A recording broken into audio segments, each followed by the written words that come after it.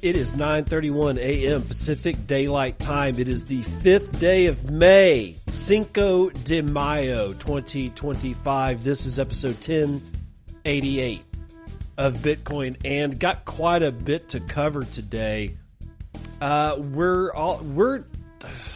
We've got some Tether news, and it's a little, it's interesting. It's like these guys are some kind of, I don't know, shadow Silicon Valley, the way that they're getting into all kinds of stuff. I promise you, we will get into it. And then it looks like a Bitcoin faucet may be coming back from our good friend Charlie Shrem. We'll talk about it. Indonesia has basically slapped the hands of Sam Altman, and then, well, the UK is deciding to shoot themselves in the head yet again. You can't imagine what's going on. Atomic payments through Cashew is apparently alive and well. And yes, I am going to talk about Arizona and their governors being a dipshit. There's just no other way to put it. She has got herself on the wrong side of pretty much everything. And then there is some purchasing news of Bitcoin from the big three. I will tell you what they are. But first, Jeff Park has written something about this whole Tether, SoftBank, Cantor Fitzgerald, Binance merger to create this company that's going to be headed up by Jack Mallers named 21. I don't know if it's going to be renamed after that. Right now, all I know of it as is 21. And Jeff published something to his Substack. And again, this is Jeff Park. He wrote or published it this morning. It is entitled From Stagnation to Sovereignty. For decades, since the 1990s, Japan has struggled to escape the gravity of economic stagnation.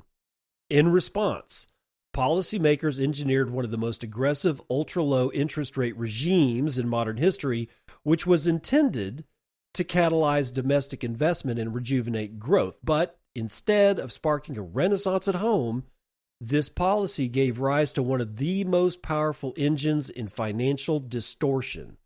Quote, the global carry trade, end quote. For context, this global carry system operates as a form of financial repression, where structurally suppressed interest rates in developed economies like Japan push capital elsewhere in search of higher yields. Cheap yen flowed into U.S. treasuries, emerging markets, and speculative tech ventures, creating the illusion of global liquidity while quietly inflating systemic risk. In this setup, Japan became less an organic growth engine and more an inorganic global financier, relying on external asset inflation while its domestic productivity atrophied and its currency weakened. To understand SoftBank's emergence, therefore, is to understand it as a neutral byproduct of the system, drawing capital from repressed monetary conditions as a financial arbitrage. It deployed funds with extreme leverage into global high-growth, high-risk sectors with a hint of desperation.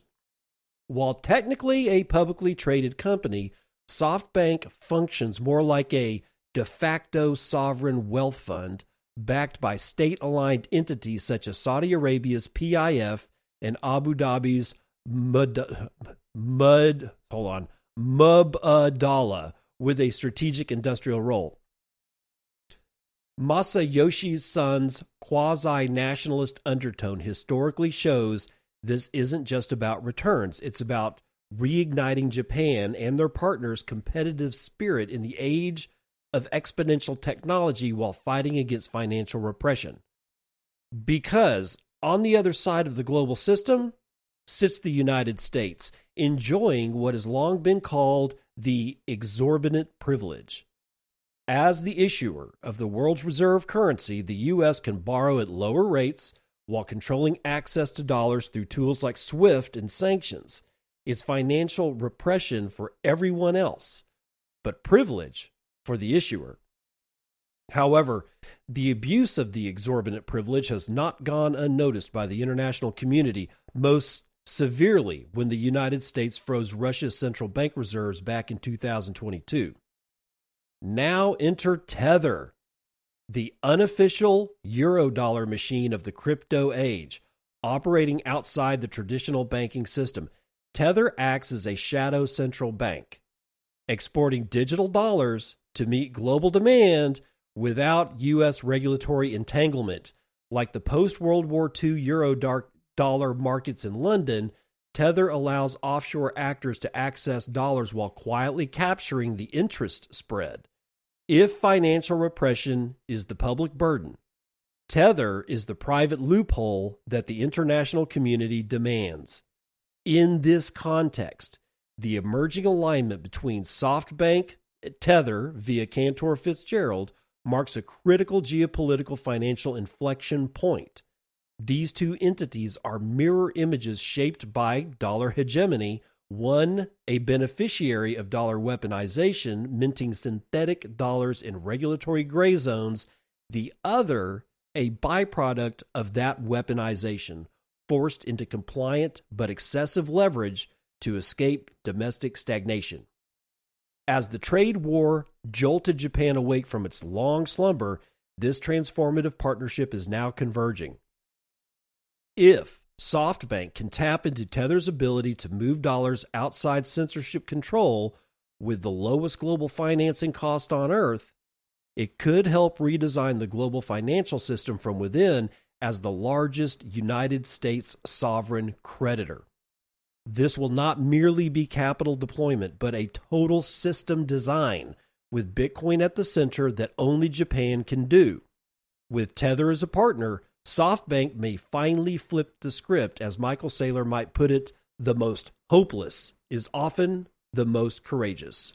And for Japan, long caught in the inertia of external dependence, this is the rarest moment of opportunity to make its most strategic crypto play yet. And then it says, here's a link to the Unchained show I had the pleasure to join with the great Laura Shin, and he gives a link to this YouTube video. Okay, so that's his spiel right there. If you listened to any of last week or the week before show of Bitcoin and, does this sound familiar? Does this sound familiar? Because it certainly sounds familiar to me, especially this paragraph.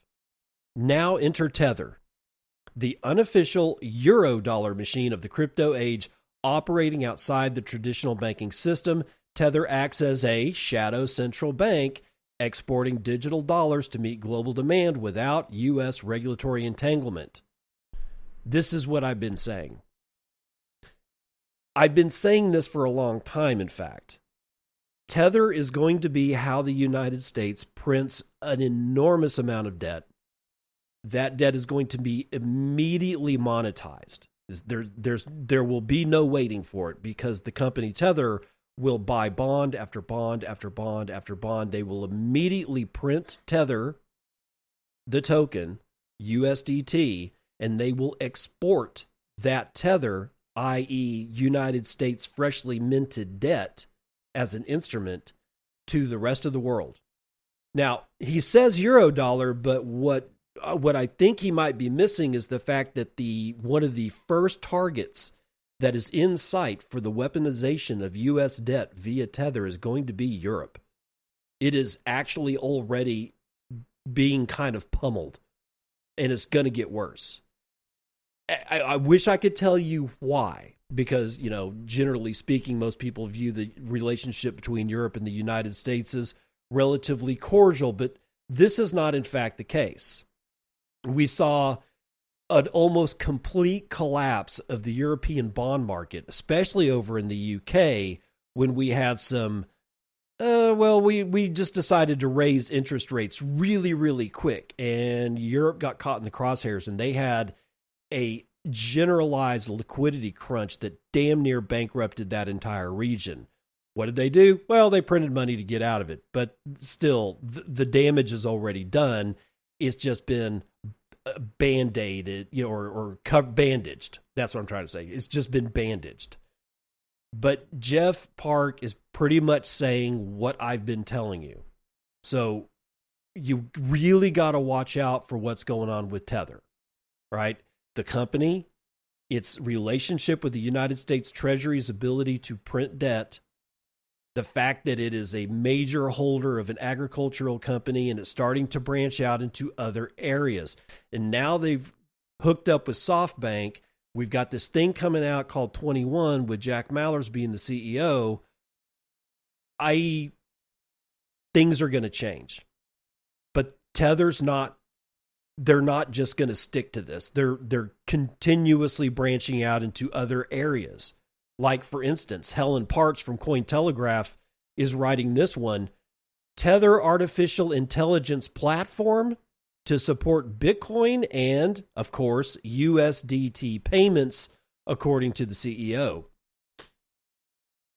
Tether AI, the forthcoming artificial intelligence platform from stablecoin giant Tether, will feature payments in major cryptocurrencies, including USDT and Bitcoin. Tether CEO Paolo Ardoino took to Twitter on May the 5th to tease the imminent launch of Tether AI, the company's new AI platform designed to offer, quote, personal, infinite intelligence. According to Ardoino, Tether's AI platform will be integrated with USDT and Bitcoin payments, allowing users to make transactions directly through a peer-to-peer network. The initiative builds on Tether's December 2024 announcement that it was developing a website for the AI tool, targeting a launch by the end of the first quarter of this year, 2025. Ardoino emphasized that Tether AI will not use application programming interface keys and will not depend on centralization control points. Instead, Tether AI will offer a fully open source AI runtime that will run on an unstoppable peer-to-peer network and be fully modular and composable, whatever the hell composable actually means here. But additionally, Tether AI will be capable of adapting and evolving on any hardware and device, according to Paolo.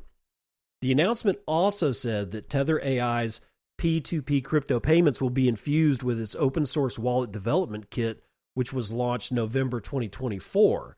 That toolkit enables developers to build mobile, desktop, and web wallet applications enabling self-custodial or non-custodial holding of both USDT and Bitcoin.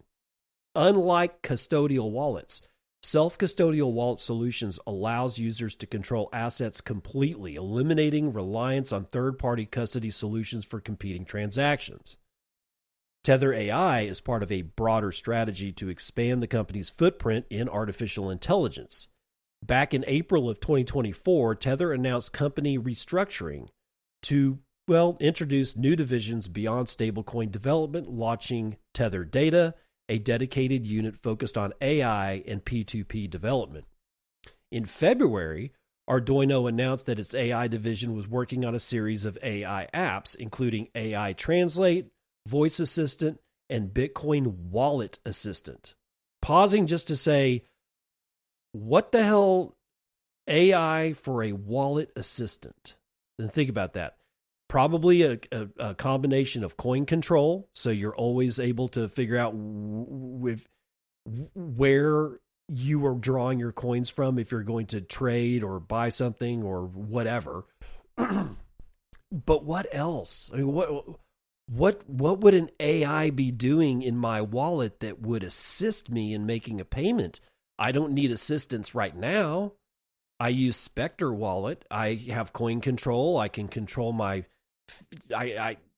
fees. Maybe that's what it is. Maybe AI will be able to reach out and give a sensible, consensus of what the fee rate should actually be on your transaction. But I just think I feel a little twitchy about having an AI assistant in my wallet. I'm just saying. But continuing, according to Ardoino, Tether AI has one key goal of providing the ideal technological foundation to achieve the vision of AI described by Isaac Asimov, one of the most influential science fiction authors about AI, known for works such as I, Robot, the Robot series, and more. Quote, AI will, in the coming decades, become part of the very fabric of the universe, Arduino said in another Twitter post, but was written in Italian for whatever reason. Okay, so now we're getting into Tether AI. We're getting into Bitcoin wallet assistance. We're getting into payments for this new service in Bitcoin and Tether. This pretty much is yet another point of evidence that suggests that I think that I'm right. I think that in the short to medium term, Tether is going to buy as much U.S. debt as the United States Treasury is willing to print as we move forward. That doesn't mean that doesn't mean today. They're not doing that right now. They're not buying every single thing that the Treasury can actually print, as far as a debt instrument is concerned. I think that happens in the future. And not too terribly far out future either. Like 5 to 7 years, you're going to start seeing Tether buying just oodles and oodles of Treasury bonds and bills as they get printed. But because I was told it, say, well, yeah, but it's only $148 billion of Tether right now. Yeah, right now. You do understand that tomorrow is actually on the way, right? Winter is coming. Well, tomorrow is coming too, and tomorrow they're going to buy a shit ton more debt than they did today, and the day after that is going to be a whole lot more debt that Tether purchases from the United States Treasury after that.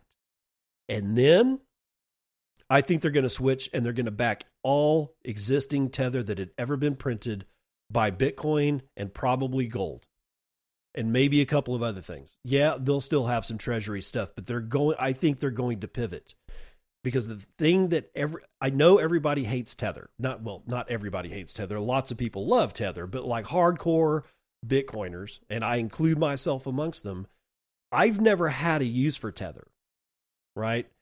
I used to regard it as a complete shitcoin, and then I realized that stable coins they're not altcoins. They're not shitcoins. They're certainly not Bitcoin. There's something altogether different. Whether it's bad or good, that's not in the scope of this conversation. I'm just saying they're completely different. So I can't really regard them as an altcoin or a shitcoin or whatever, right? But Paulo has always been on the side of Bitcoin. No, whatever you want to say about him, he's always been on the side of Bitcoin. And you'll go, well, clearly he wasn't because he created Tether. But again, I conclude that Tether is a completely different beast.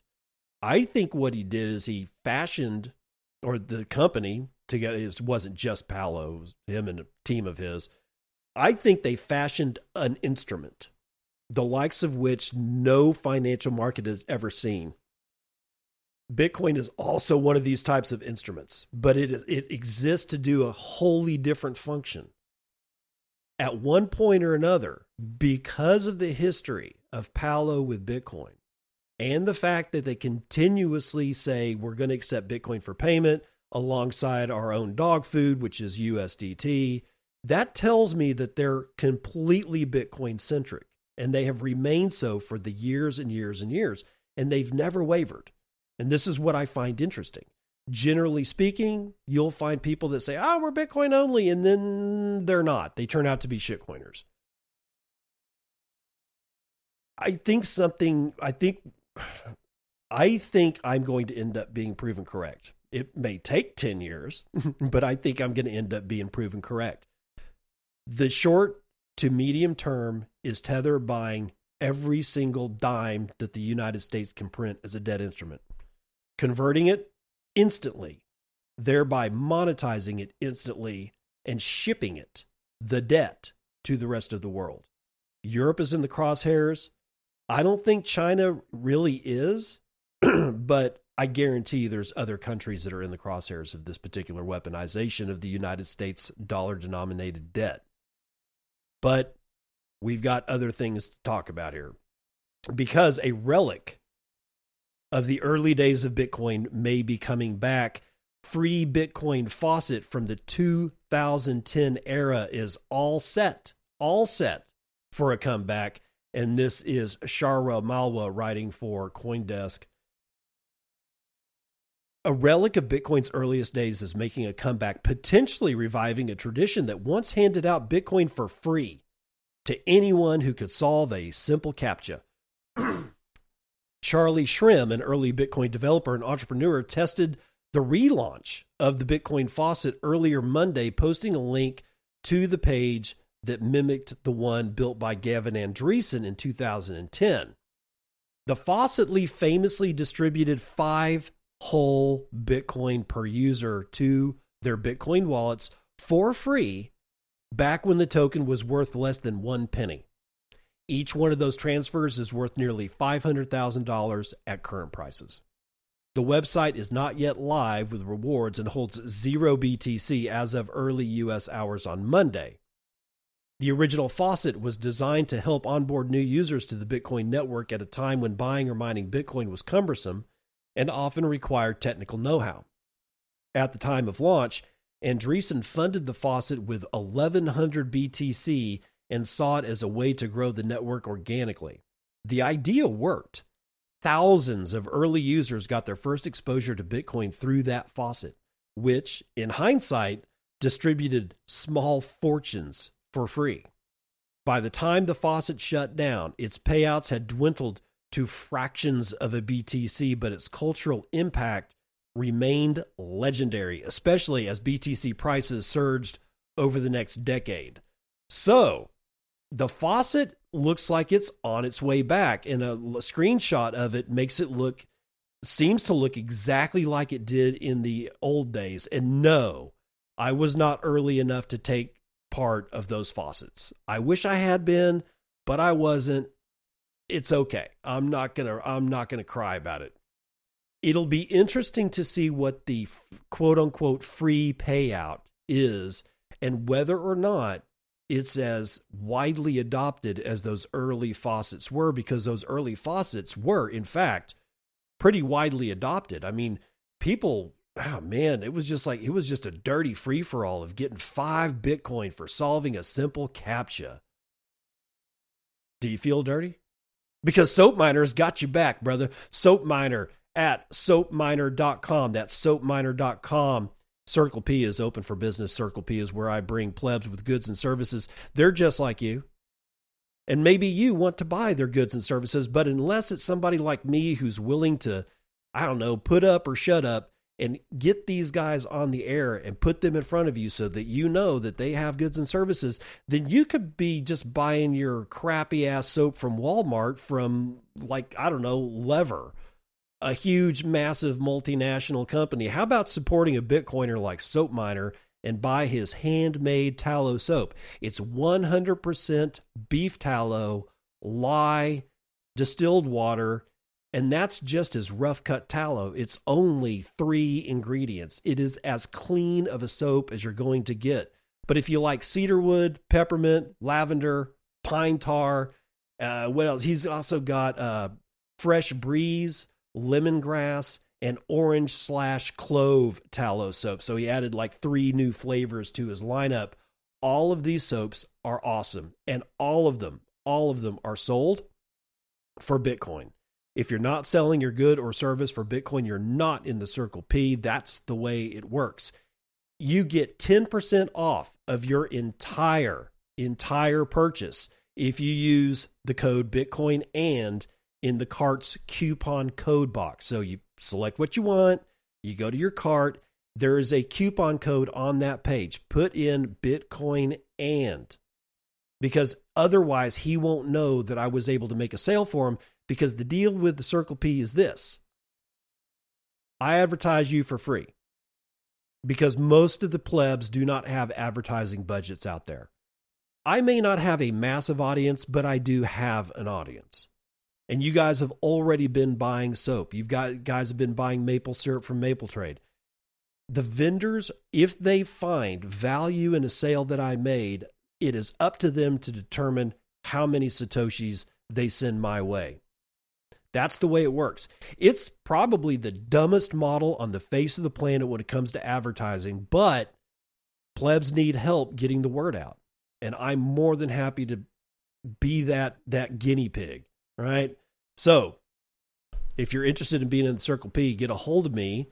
You can just DM me on Nostr. My npub is in the show notes as always. It's there every single day.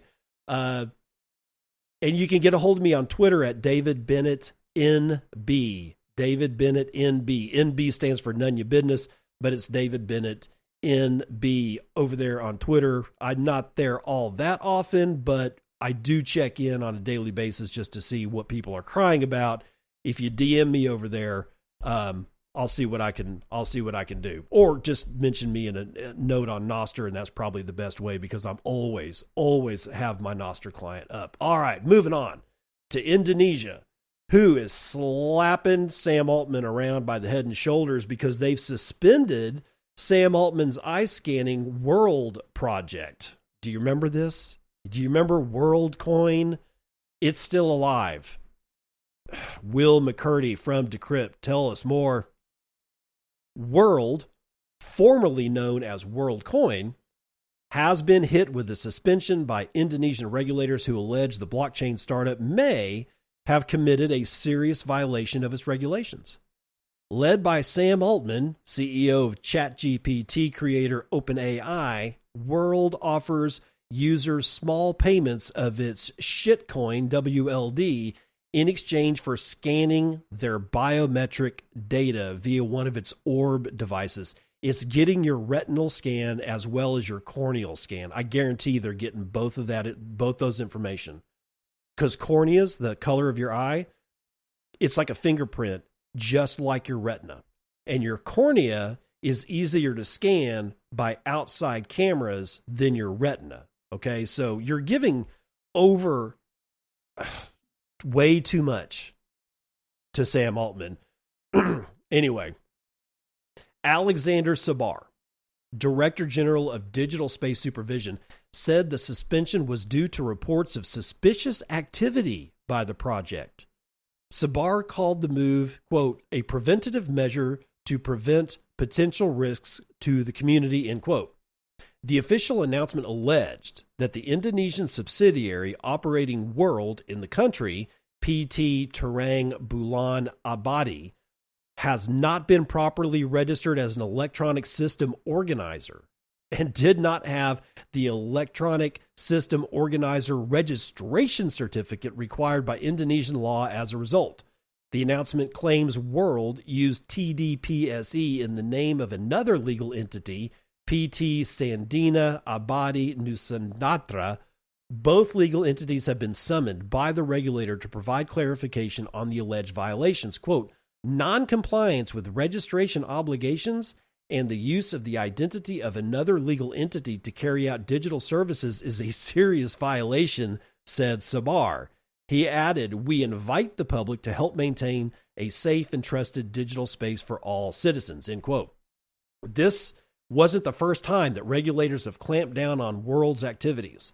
German regulators ordered the firm to implement a GDPR-compliant data deletion protocol, while a month later, Brazil's National Data Protection Authority levied a ban on the company from operating inside the country, claiming its payouts could influence consumer behavior in unfair ways. The startup was banned for just under a year in Kenya, with local politicians criticizing its business practices and even calling the company a gang of criminals before it resumed operations in June of 2024. However, though World may have lost access to the 280 million strong Indonesian market, at least temporarily, its potential user base is expanding. God forbid. World rolled out its service in six major American cities earlier this week. Atlanta, Austin, Texas. Oh my God. Los Angeles, Miami, Nashville, and San Francisco. Until recently, Americans were not allowed to receive their WLD tokens as payment. The firm has also rolled out a number of integrations in recent days, including Tinder owner Match Group and prediction market Kalshi, along with Visa card and charges for applications using World ID services. Do not use this service. Do not let your eyes get scanned by an orb.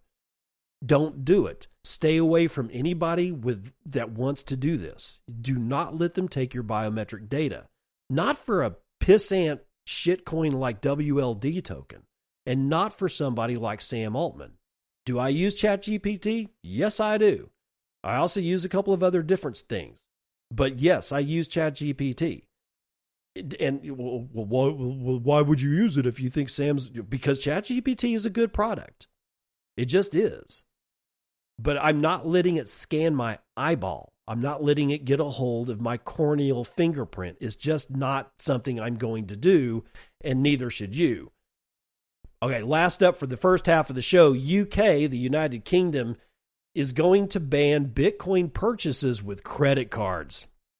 So in another motion of trying to shoot themselves in the foot, UK regulators are looking to ban the use of borrowed funds to buy digital assets as part of a wider effort to regulate the fast-growing digital assets market and protect consumers for what they consider debt and financial harm. As a result, UK citizens might lose their ability to buy Bitcoin with credit cards. The Financial Conduct Authority, the UK's top financial regulator, has proposed a new rule that would stop people from using any kind of credit cards, personal loans, or lender financing to buy digital assets like Bitcoin. The proposal is open for comment until June 13th, 2025. The reason for the move is growing concern that people are going into debt to buy digital assets, which are considered risky. And the FCA said in its paper, quote, "We are concerned that consumers buying crypto assets with credit cards may take on unsustainable debt, particularly if the value of their crypto assets drop and they were relying on its value to repay," end quote. According to a recent FCA survey, 14% of UK digital asset investors used credit to buy Bitcoin and other digital assets in 2024, more than double the 6% who did just 2 years before. Debt-based Bitcoin investing is getting the regulators worried. Gee, I wonder who could have possibly started this trend. Who is it that basically just issues debt to buy Bitcoin with? I don't know. I can't remember. Let's run the numbers.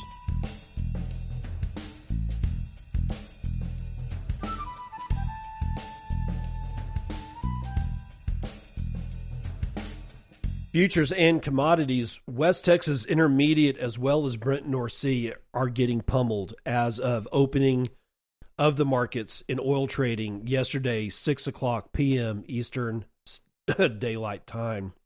Why? OPEC Plus, specifically Saudi Arabia, has increased their oil output. And it shows because immediately West Texas Intermediate lost almost a full 4 points. That was last night. It's since regained some of that, but is still down to $56.99. We're showing a 2.23% downturn in the price of West Texas Intermediate. Brent is down almost 2 points to $60.12. Natural gas down as well, 1.82% to $3.56 per thousand. Gasoline barely budging. You know, if I were to go back and look at the onset of summertime, I'll bet you I'd see the exact same pattern. Prices of crude drop precipitously, yet gasoline suspiciously just kind of still hovering, like in this instance at $2.01 a gallon, which is better than, 3.5 or 4. I get that, but I don't know, man. And yes, you'll say, oh, because half the refineries are offline. Dude, half the refineries have been offline for like what seems like 8 years now. I think that the renovations have probably been completed by now, so I think there's something else going on, but whatever. Gold is up 2 1/3 to $33.19 and a dime. Silver is up 0.71%. Platinum is down 0.5. Copper is up 0.5. Palladium down 0.75 of a point. Ag is mostly in the red today. The only real winner is sugar, 1.4% to the upside. Biggest loser, as usual, is chocolate, 4.36% to the downside. Live cattle is up 1 1/3, though. Lean hogs down 1/10. Feeder cattle up 0.69%. Dow is up 1/4 of a point, but the S&P has lost 1/4. NASDAQ has also lost 1/4, and the S&P Mini is up 1/3. Bitcoin also been kind of eroding its $97,000 price that we had going into the weekend. It is now at $94,150. That is a $1.87 trillion market cap. And we can now only get 28.3 ounces of shiny metal rocks with our one Bitcoin, of which there are 19,860,375.86 of, and average fees per block are really low. 0.02 BTC taken in fees on a per block basis. Why? Because the mempools are like fairly empty yet again, and everybody thinks we're going to die. I don't know how many times I've been here. And I also don't know how many times I've been on the other side of the equation where mempools have so many transactions waiting to clear that you can't see straight. And both of those issues are apparently going to kill Bitcoin. And I'm sick of the argument. No, it's not. We've been here before. We will be here again. And guess what? Every 10 minutes, if there's transactions in a block, they're going to clear. Right now, we have 7,800 of them waiting to clear at high priority rates of 4 Satoshis per VByte. Low priority is going to get you in at 3. Hash rate, however, is also recovering. We are now above 900 exahashes. We are at 906.8 exahashes per second. So miners seem to be putting their machines back online. Go figure. Why? Because we're not going to die. Between this crap and the op return, I can barely even look at Twitter right now. I did that this morning to see if there was any trend I could see, because generally I don't even have to look at the news. I can just go to Twitter, find, see what most people are bitching about, and I kind of get a flavor for the day. And I went over there this morning and I was like, you've got to be shitting me. So I immediately went back over to Nostr, where everybody is not thinking that everything is going to die. It is the most negative place on the internet that I've ever seen has been Twitter for the last year that I've been back on it. It's sad. It's sickening. And you'll go, why do you keep going over there? It's a good place to get a flavor of what people are bitching about. And right now, as of this morning, it's the op return mess, which I almost waded into it with Peter Todd and said something I probably shouldn't have. And I ended up deleting that tweet because I'm like, I had to listen to my mom's voice. If you don't have anything nice to say, you shouldn't say anything at all. And I just didn't have anything nice to say about what Peter, he had a tweet talking about tail emissions on Bitcoin. How many times have I heard that argument? And I saw somebody else, but this was on Nostr, saying something about like, what if, and it was clearly a newbie, and it was like, well, what if maybe we put, tail emissions on where we continuously generate? I'm like, dude, I had to write back going, we've already talked about this 17,000 times since I've been in this space. And people were talking about it way longer than that. The op return issue isn't going to kill Bitcoin. Yes, it's annoying. No, I don't like the direction that it's taking. I can't stop it. But you know what? I'm not terrified that it's going to kill Bitcoin. It's not going to kill Bitcoin. And neither are lightly filled mempools, and neither are heavily filled mempools. Please just stop and go to bitcoinandshow.com. That's Bitcoin and Show, all one word, bitcoinandshow.com. Sign up. I need your email. I need people looking at this website. I need a little bit of traffic on this. It's a brand new website, and well, it's where I put all the shows, anything that I've ever or have written or going to write. It's all going to be in this nice little spot. It doesn't have a lot of lights, whistles, and bells just yet, but I am going to be putting in my Circle P vendors. It's got all the shows. It's got all the stuff that I've written. It will have all of that and more as time goes on. bitcoinandshow.com. If you want to support the show, sign up, give me your email. I don't sell it. I don't give it away. I promise you, I'm never going to do that. Why would I? It's not worth it to me. But that way, at least when the show comes out, on the website, you'll know about it. You'll get an email. Generally, I'm only going to publish once a day. So no, I'm not going to flood your inbox with all kinds of stuff. Although I do wish that you guys would flood my Boostagrams with all kinds of stuff for me to read. This is all from Spookcoin, which was Friday's episode of Bitcoin. And I Got Turkey with 1,000 says nothing. Psyduck with 594 says nothing. Now here's Paul Cernine with 500, and he does say, thanks for yet another nice episode. Keep up the good work. And yes, the European Union is a Titanic steering directly into the iceberg. 444 sats from Dot says, thank you, sir. As a European, I appreciate your perspective.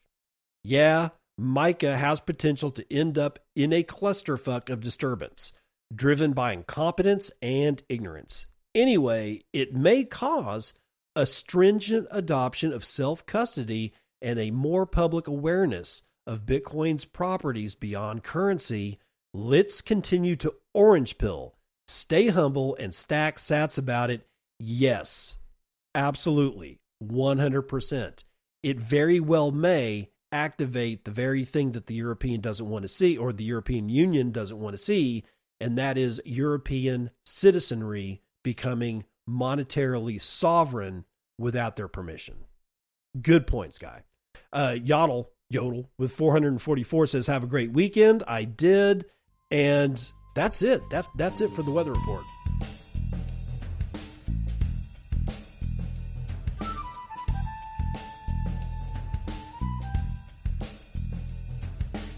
Welcome to part 2 of the news you can use. Callie wrote a note on Nostr today, and he says, holy shit, it's working. I paid 100,000 Satoshi Lightning invoice from 2 different cashew mints at the same time. Enter atomic multi-nut payments. And then he's got a brief little video that he's posted, in this note that shows what he's doing, but he's got a description here that I can read to you. All cashew wallets let you use multiple mints. To reduce rug risk, we encourage users to leave only small amounts on each mint. This introduces a big user experience challenge, which forces users to distribute funds on different mints in a smart way. It's particularly problematic when you're trying to pay a bigger Lightning invoice from your small balances. Who has time for that? The Lightning protocol allows nodes to split a single payment HTLC, otherwise known as a hash time lock contract, into multiple parts to increase the chance of reaching the destination, called multipath payments. Typically, that's done from one sender to one receiver. What if you can just break the rules? A multi-nut payment originates from multiple Lightning nodes to pay a single invoice atomically, and I'll get to that in a second. Even if none of your mint balances can cover an invoice, as long as your total balance is large enough, you can pay that invoice. I don't think anyone was crazy enough to do this before. Pretty sure what you see here is the first invoice being paid using a CLN and an LND node at the same time. Amazing work by the team. Special thanks to Lawler First. Okay, so there's several things in here. First, the atomically. When he says atomically, it means that if I set up, and this is just using, let's just say I'm in Lightning. When multipath payments first came out, the idea was that I could pay an invoice. But at the time multipath payments came about, one of the reasons it came about was because at the time liquidity on the Lightning network wasn't big enough to handle larger payments. So somebody said, well, what if we were able to split the payments up? A 1 million Satoshi invoice was never going to be able to be paid over the Lightning network 2 years ago. It was destined to fail. So I can't remember who, and I'm remiss for that, but it is what it is. Somebody comes up with the idea, what if we split that into 10, 100,000 Satoshi payments and paid that same invoice? And it worked. But people were saying, well, what happens if one of those payment routes fails 900,000 Satoshis goes to the payment invoice or to the user, but that last 100,000 didn't, so you didn't actually pay the invoice. Did you just lose 900,000 Satoshis? The answer is no, because of the word atomic. All of them have to get there. All of them have to get there. It has to be a whole. That's what atomic actually means. I think that's from Greece or Greek or something like that, where an atom is like the single thing, and that's the payment of the invoice. If any part of the multipath payment fails, the whole thing fails, and all of your Satoshis come back to you. Okay, so that's the one thing. This is using eCash, and it looks like it's using Lightning on the back end to take the place of providing liquidity to multiple cashew mints so that you would be able to use 2, 3, 4 eCash mints to be able to do this multipath payment over eCash instead of Lightning. So it looks like it's a mishmash because he says, and this is the third point, that it's this payment that he shows in this video is actually an invoice being paid by a CLN Lightning node and an LND Lightning node. Those are two completely different Lightning daemons, right? One's written in a completely different language. It does things a completely different way, but it interoperates with the Lightning Network protocol. So that's really all you need. But this is the very first time I've ever seen two completely, and for lack of a better term, architecturally different Lightning nodes working in conjunction to pay a single invoice. This is actually way more important than people think. So keep your eye on multipath payments over eCash. Just saying. Okay. So we all got triggered over the weekend when Arizona was the first to get both of their Bitcoin strategic reserve bills onto the governor's desk. It passed Senate, it passed House, it passed committee after committee after committee after committee. It had widespread respect and support in the Arizona state legislature. And what did the governor do? She vetoed it. And that has triggered quite the reaction from the community. Atlas 21 writes about it. Arizona Governor Katie Hobbs, who hobbled Arizona, recent decision to veto a bill that would have enabled the state to hold Bitcoin as part of its official reserves has sparked, guess what? A wave of criticism from the Bitcoin community. Quote, "This decision will age poorly," commented Jameson Lopp in a May 3rd Twitter post. Entrepreneur Anthony Pompliano added, quote, "Imagine the ignorance of a politician who believes they can make better investment decisions than the market," end quote. Attorney and digital asset specialist Andrew Gordon highlighted the importance of having more elected officials who understand that Bitcoin and crypto represent the future. Pompliano also remarked that, quote, "If Hobbs can outperform Bitcoin, she must buy it." State Senator Wendy Rogers, co-sponsor of one of the bills alongside Representative Jeff Winninger, publicly voiced her disappointment, stating, quote, "Politicians don't realize that Bitcoin doesn't need Arizona. It's Arizona that needs Bitcoin." On May the 2nd, Hobbs vetoed the Arizona Strategic Bitcoin Reserve Act, a law that would have allowed Arizona to invest confiscated funds in Bitcoin and create a reserve managed by state officials. In a letter addressed to Senate President Warren Peterson, Hobbs justified her decision by emphasizing that the Arizona state retirement system must continue to prioritize stable, well-vetted investments. She described digital assets as untested and unsuitable for the retirement savings of Arizona residents. Quote, "The Arizona state retirement system is one of the strongest in the country because it makes sound and informed investments. Arizona's retirement funds are not the place to experiment with untested investments like virtual currencies," the governor stated. Rogers has already announced her intention to reintroduce the bill in the next legislative session. The senator also pointed out an apparent contradiction. Arizona's pension system already holds shares in Strategy, Michael Saylor's company, which Rogers describes as basically a leveraged Bitcoin ETF. Arizona's strategic Bitcoin reserve bill will be back. HODL. That's a direct quote. Had the law passed, Arizona would have become the very first United States state to establish a strategic Bitcoin reserve. The state now joins others, including Oklahoma, Montana, South Dakota, and Wyoming, where similar initiatives have either stalled or been withdrawn. So the fight goes on. All the way to Brown University's doorstep, except they're on the other side of the fight. They have bought and own $4.9 million of, not Bitcoin, but BlackRock's Bitcoin ETF. Yes, when the news first hit over the weekend, it was said that they had bought Bitcoin, but apparently they have not.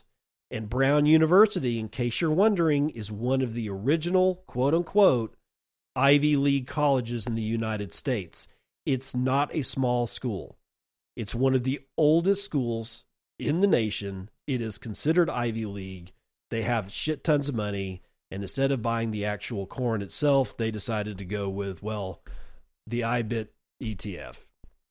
According to a filing today, Brown University, a private university based in Providence, Rhode Island, revealed a large position in BlackRock's spot Bitcoin ETF IBIT.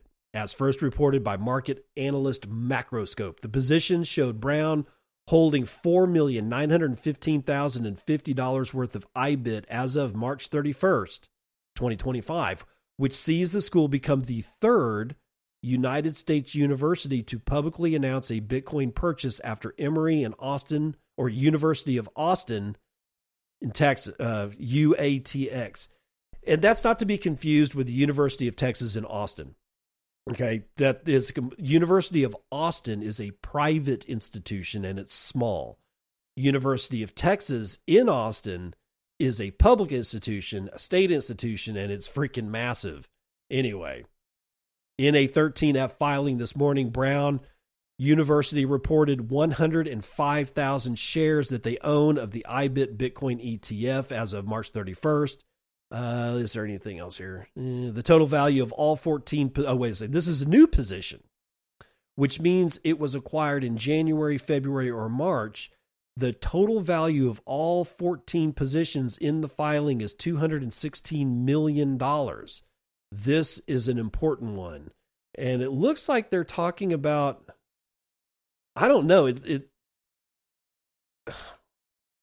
This is confusing me.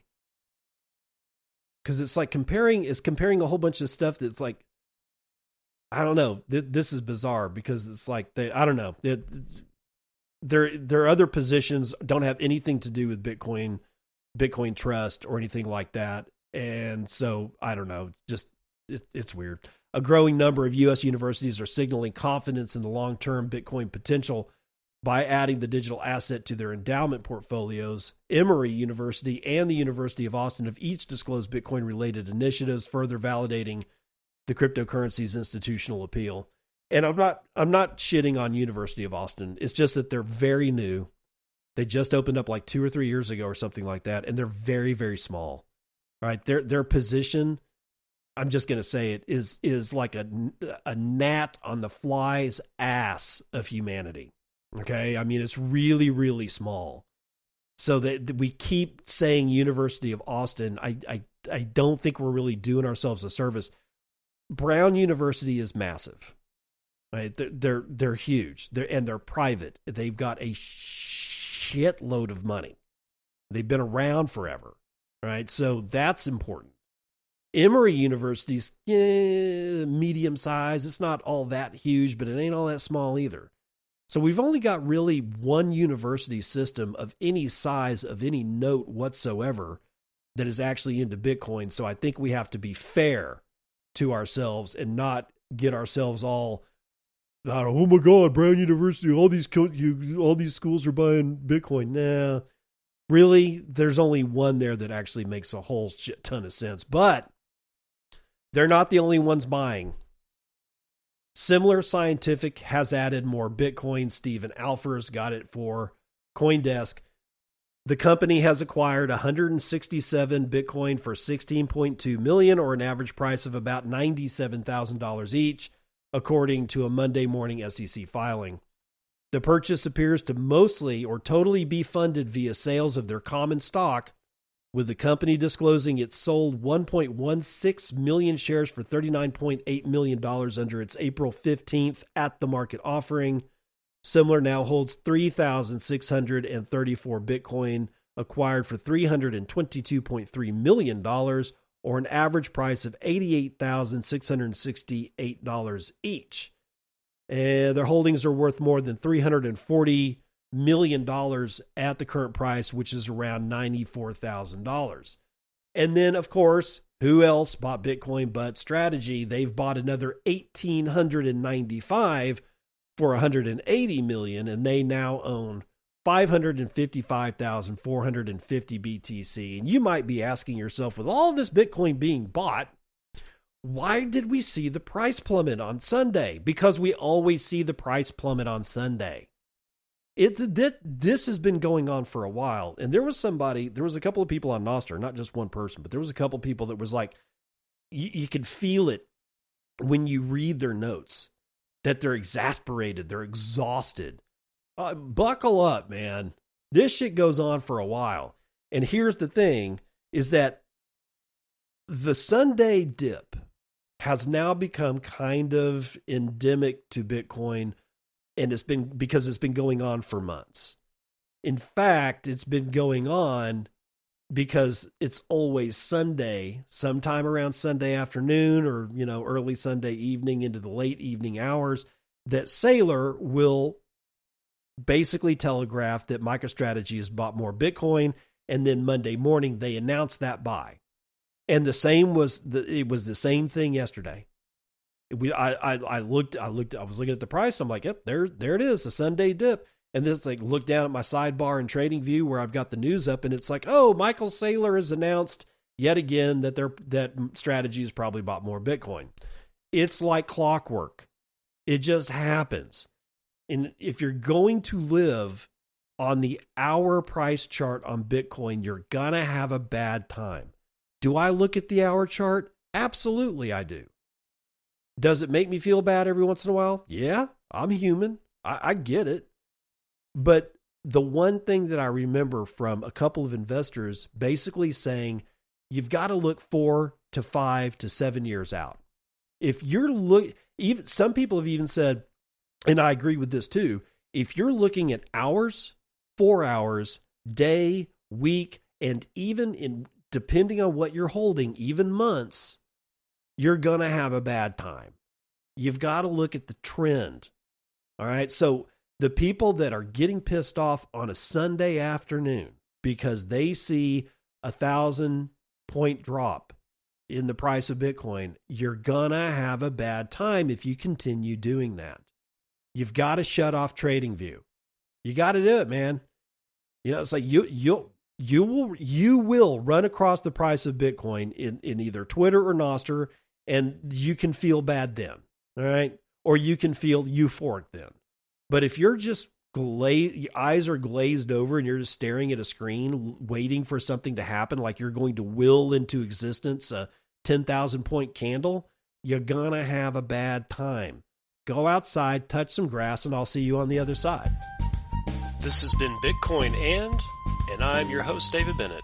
I hope you enjoyed today's episode and hope to see you again real soon. Have a great day.